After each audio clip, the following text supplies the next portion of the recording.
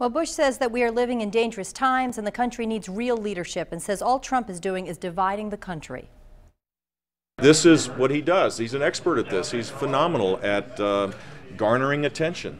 This campaign should be about the big ideas that we need to implement to fix the things that are broken in our country and to restore America's leadership in the world. And at two events Tuesday, Jeb Bush tried to show how he would do that. First, talking about Social Security reform at an AARP conference. It starts with recognizing that we need to raise the retirement age. And my plan starts to raise the retirement age a month for every year starting in 2022. And then at a candidate forum, Bush laid out his plan to destroy ISIS. Our strongest allies in Iraq need to have direct support.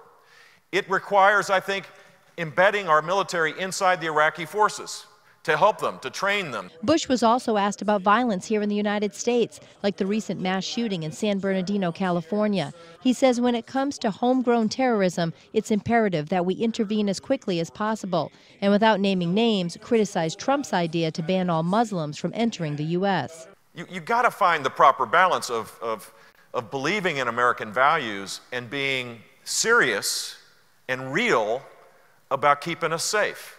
It's not about the blowhards out there just saying stuff. That's not a program. It's not a plan. And he asked New Hampshire citizens who currently favor Trump to consider him instead. And we need to now have someone who's capable of being President of the United States that tries to lift people's spirits and tries to win the election in a way that doesn't divide each and every time he gets a chance to speak.